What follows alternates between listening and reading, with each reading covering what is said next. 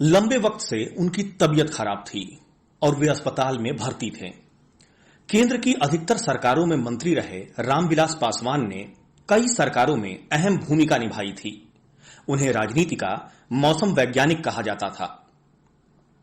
रामविलास पासवान, सारे देश के लोगों ने ये नाम 1977 के चुनाव के बाद सुना। खबर यह थी कि बिहार की एक सीट पर किसी नेता ने इतने ज्यादा अंतर से चुनाव जीता कि उसका नाम Guinness book of world records में शामिल हो गया। उस चुनाव में रामविलास पासवान ने जनता पार्टी के टिकट पर हाजीपुर की सीट से कांग्रेस उम्मीदवार को 4.25 लाख से ज्यादा वोटों से हराकर पहली बार लोकसभा में पैर रखा था। पासवान इसके 8 साल पहले ही विधायक का चुनाव जीत चुके थे, लेकिन 1977 की उस जीत ने रामविलास पासवान को राष्ट्रीय नेता बना दिया। अगले 4 से भी ज्यादा दशकों तक वो राष्ट्रीय राजनीति में महत्वपूर्ण किरदार निभाते रहे। वो 9 बार सांसद रहे। अपने 50 साल की राजनीतिक जीवन में केवल 1984 और 2009 में उन्हें हार का मुंह देखना पड़ा। 1989 के बाद से नरसिम्हा राव और मनमोहन सिंह की दूसरी यूपीए सरकार को छोड़कर वो हर प्रधानमंत्री के सरकार में मंत्री रहे। कांग्रेस की अगुवाई वाली यूपीए सरकार में भी और बीजेपी की अगुवाई वाली एनडीए सरकार में भी वो देश के इकलौते राजनेता रहे जिन्होंने 6 प्रधानमंत्रियों की सरकार में मंत्री पद संभाला। विश्वनाथ प्रताप सिंह से लेकर एचडी देवेगौड़ा, आईके गुजराल, अटल बिहारी वाजपेयी, मनमोहन सिंह और नरेंद्र मोदी की सरकार में अपनी जगह बना सकने के उनके कौशल पर ही कटाक्ष करते हुए एक समय में उनके साथी और बाद में राजनीतिक विरोधी बन गए लालू प्रसाद यादव ने उन्हें राजनीति का मौसम वैज्ञानिक कहा था। कहा जाता है अपने सारे राजनीतिक जीवन में पासवान केवल एक बार हवा का रुख भांपने में चूक गए, जब 2009 में उन्होंने कांग्रेस का हाथ झटक लालू का हाथ थामा।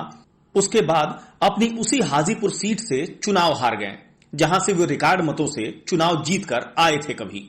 लेकिन उन्होंने अपनी उस भूल की भी थोड़ी बहुत भरपाई कर ली। लेकिन राजनीतिक बाजीगरी में माहिर समझे जाने वाले रामविलास पासवान ने केवल राजनेता ही बनने वाले थे, ऐसा नहीं था। बिहार के खगड़िया जिले में एक दलित परिवार में जन्मे रामविलास पासवान पढ़ाई में अच्छे थे। उन्होंने बिहार की प्रशासनिक सेवा परीक्षा पास की और वे पुलिस उपाधीक्षक यानी डीएसपी के पद के लिए चुने गए।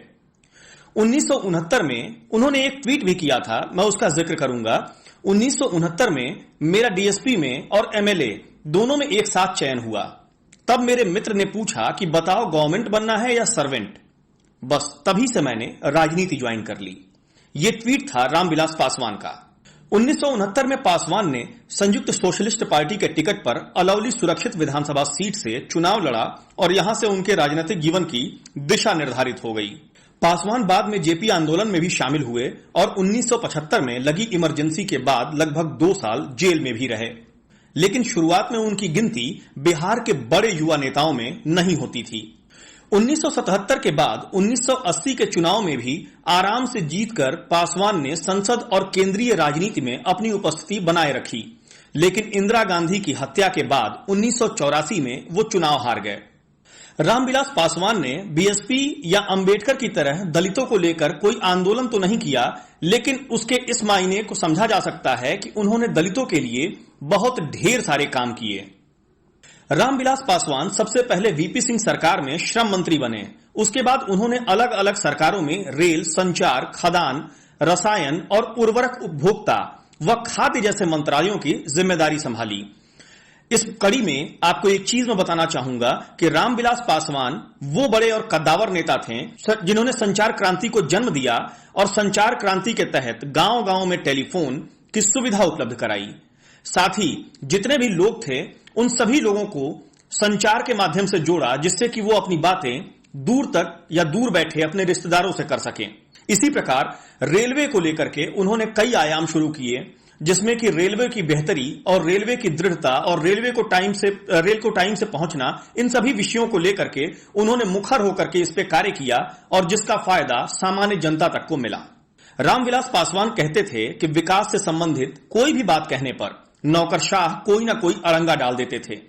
तो हमने ये रास्ता निकाला कि हम उनसे ये बात कहते ही नहीं थे कि ये काम होगा या नहीं होगा, बल्कि हम उनसे कहते थे कि ये काम होगा और आपको रास्ता निकालना ही है। हमको तर्क नहीं चाहिए, तो जब हमने ये रवैया लिया तो हम काम करवा सके। ऐसे थे दलितों के बड़े और कद्दावर नेता रामविलास पासवान।